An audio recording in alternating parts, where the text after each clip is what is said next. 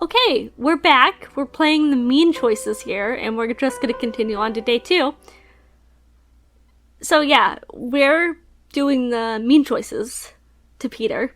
So name, did you have a nice time with the stranger? Don't answer that. It's time to get up and face another day. And we're not going to click on all this stuff. Ugh. I roll over in my bed for a moment. Every inch in my body is begging me to wake up, but I don't have the mental energy for it. It's like I didn't get any form of rest at all. I fight the will to wake up for a moment, rubbing my eyes before sitting up in my bed. Ugh, I'm a mess. We're just gonna hit the time and continue on. 9:12 a.m. Oh god, I'm late for work. Finally dressed, I rushed out of my bedroom, making my way into the kitchen section where I normally put my work keys. Hey, looks like someone's in a hurry. A surge of irritation floods through me when I hear Lucy's voice. I take a glimpse over my shoulder towards the deadbeat who wasn't making my life any easier. Yes, I am in a hurry because some of us actually have a job. I mutter under my breath, grabbing my work keys from the kitchen counter and beginning to storm right by her. Again with the guilt trip. Aw, you're mean to Lucy. She mutters something else under her breath as she taps her foot angrily. Look, I'm trying, alright? Sorry, Lucy. I cut you off. I just haven't had any calls back yet. She tries to explain, but I've grown tired of her half-assed excuses. I'm not even going to argue with her. Now is not the time, because right now time is not on my side. I wave her off and make my way out the door, rushing myself down the stairs and out of the apartment building. Yeah, so if you do the mean first a stalker, now I might lose my job. With any luck, I might get hit by a car and die on impact. Yeah, we're mean to Lucy if we're mean to Peter.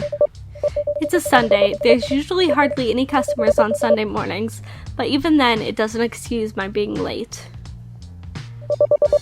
Rushing through the front doors of the diner, I dash into the kitchen and grab my apron off the coat hanger along the far end of the wall. The apron seems to be the only place where grease stains don't get all over me. Fumbling to tie the apron on, I rush over towards the time clock and snatch my time card to punch in. Wait. According to this, I already clocked in. Who could have? My attention snaps towards the sound of approaching footsteps. Whoever it is, they're not trying to be discreet as they carry a clanking stack of dirty dishes back from a table. There you are. Where have you been? TK, my love! I've been covering your shift for the past 45 minutes without the boss even knowing you're not here. Oh, I love you. TK rushes right by me as they gently place their dishes into the sink of soapy hot water. Wiping their hands, TK sighs loud enough to make sure that I hear it. They're like this all the time though, always acting like they're the big sibling to everyone and keeping things in one piece. I huff as I try to think of an excuse that doesn't sound as pathetic as my alarm didn't go off, but the truth is all I have, so I try to downplay the issue. I don't get why you're making such a fuss. We're pretty much dead on Sunday mornings. You clearly weren't paying attention when you came barging in. TK wipes their hands on their apron before gesturing for me to look out through the service window. What the? Are you kidding me? Why are there so many old farts here? I try not to raise my voice to a point that the fiber-chomping boomers outside did not hear me.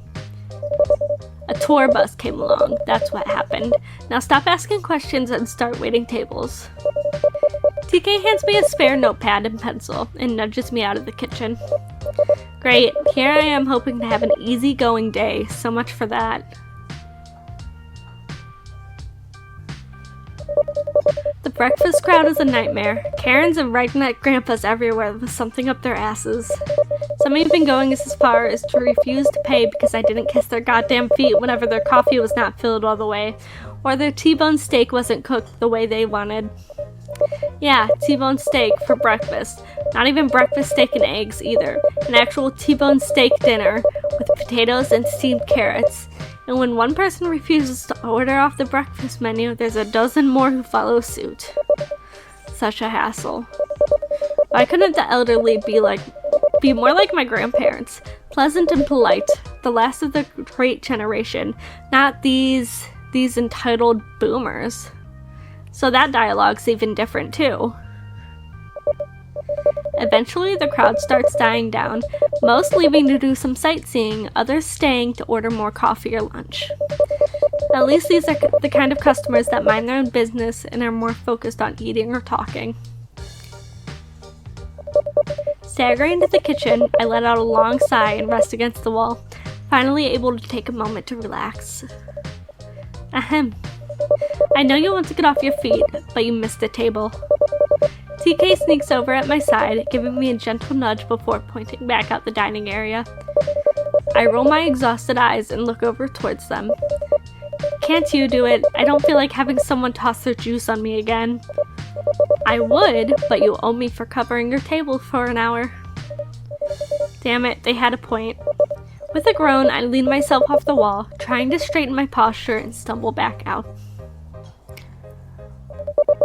Scanning the booths, I check out the tables I had already gotten, matching their faces and orders table by table. I don't think I missed any. A voice chimes in from the booth to my right. Hey there, stranger. Act casual or oh god, not you again. We're gonna be mean. Seriously, what part of leave me alone did you not understand? I bellow out, gaining the attention of the remaining people inside the diner. I hope that calling him out like this would get him to leave. Oh, look at him. The creeper stiffens up a little, giving a rather hurt expression. You did! I'm not as thick as I seem to be, honest. The tone in his voice is frantic. All I wanted to do was apologize for my behavior yesterday. You didn't even give me a chance to explain myself. Explain yourself? There's no explanation for spying on me every day when you go on your walks. Oh, so you never recognize familiar faces when you follow the same routine every day? Just like that old couple who always come in here every Wednesday and pretend that they're happily married, even though all they do is sit in silence. Or even that creepy red-headed doctor who always picks the same corner, always ordering just a simple cup of tea while staring at everyone with an eerie smile. You're not the only face that I recall a name. He mumbles, looking down at the table in front of him as he starts picking at one of the napkins. He does have a point. Letting out a deep sigh, I hold up my notepad and pencil.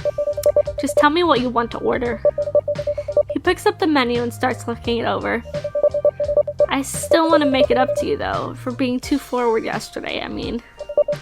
As he speaks, he starts folding the napkin into a paper crane. Rolling my eyes, I try my best not to snap at him, speaking now through my teeth. Oh my god, no, alright?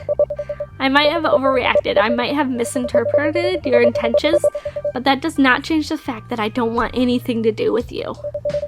It can't be helped, dear. His eyes shift over towards me, an eerie glint in his gaze as he smiles a little, responding to my reply. You're just playing hard to get at this point. And I do love games. A jolt of dread shoots through my entire body.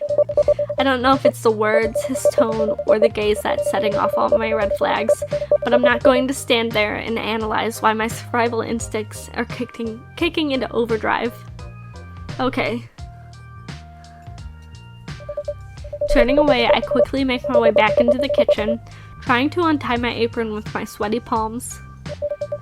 TK approaches with an expression of concern. They might have watched the whole thing happen. Hey, are you alright? What happened? What did he say? I can't do this. I need to go home. I hand TK my apron. Just have Alicia cover my shift from now on. Whoa! Whoa! You're quitting? What did he do? Should I call the police? Ooh. Yes? No. Yes. Yes, please. That man is stalking me. TK doesn't hesitate the moment I say this, making a direct line to the phone. I stay in the kitchen area, taking the occasional glance out to the kitchen window to see if he's still there. Of course, he still is, sitting there while finishing up on making his napkin crane. TK comes back after a moment, taking a glance at the bastard before turning their attention back over towards me.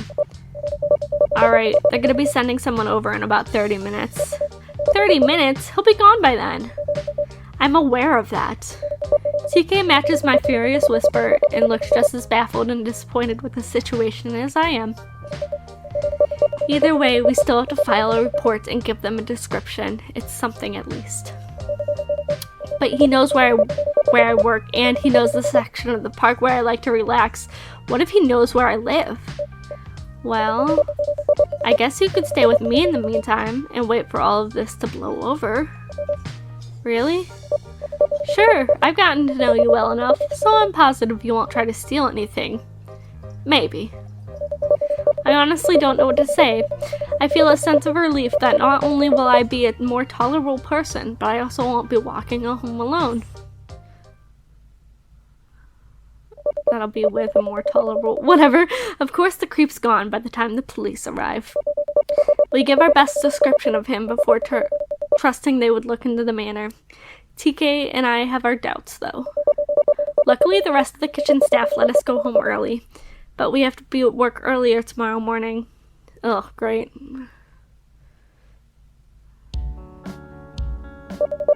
That's a spider! Doesn't look like much, but at least it's away from my neighborhood. Thank God. I like her hair. Look, a doll! Here we are. Home sweet home. Home sweet home. They live in this space? I shouldn't be picky due to my situation, but having me in here feels like I'm cramping up the whole place. Looks like they live alone too. They probably aren't able to afford anything else. Still, at least I have a safe place with a more down-to-earth roommate. Sorry it's not much, they mutter, looking around the single space area they live in. No, don't be. I still appreciate you bringing me in like this. They seem relieved upon hearing me say this, giving a little smile as they start pulling out some extra blankets from under their bed. Well, just so you know, the couch does fold out into a bed. It's actually more comfortable than the mattress I got, so hey, special treatment for a special guest. Who'd have thought my coworker from the diner would be so mellow and sweet outside of work? Thank you. It means a lot that you're going out of your way for me like this. It's not a problem. I know what it's like to have creeps harass you. You don't deserve it. This does not seem like TK's style at all. I was expecting something different. The rest of the day goes alright. I have to phone my roommate that I'm going to be away for a few days. Of course she doesn't answer the phone, so I have to leave a message instead and hope that she checks it soon. Still, this certainly is a pleasant change from the stress of my life. Yeah, so we haven't talked to Dawn at all. Hours later. So it's most likely not going to be Dawn. Ugh, the one downside of sleeping in a new place is that I can't stay asleep. I need some water. Getting up off the sofa, I feel around in the dark, unfamiliar area, trying to recall where the kitchen section was in this place. Jeez, who was that? Through the darkness, I see a figure standing before me, hearing them give a brief shh sound as I feel them place their hands on my shoulder. TK, you alright? Wait, who are you? Or say nothing. Let's say, wait, who are you? The figure doesn't answer as I feel their hands squeeze my shoulder, almost as though they're feeling me. What are you doing? I try to pull away from the figure's grip, but then a wet rag smothers my nose and mouth. Fighting back, I lash out with my arms and jerk my neck away to pull my face away from the rag. Whoever this is, they subdue me quickly by wrapping their thin limbs around my body and holding me tight. I try to break free, but they did not loosen up one bit. Oh God, I'm starting to feel drowsy and weak. Who is doing this? Why? The chill runs up my spine as I feel a kiss against my cheek. A familiar and sickening voice whisper in my ear. I'll see you tomorrow, darling. No. He found me? How? I can't. Oh, dang. Okay, end of day 2. We actually ended up at TK's house, but he still found us, so that's not great. I'm assuming this means, spoilers again, that TK is going to be the one in the bag, but you know, because we haven't really talked to Lucy at all. So it's not going to be her, and it's definitely not going to be Dawn. Yeah, so that's day 2. We're going to do day 3, still the mean route, and that should be up pretty soon. So, bye!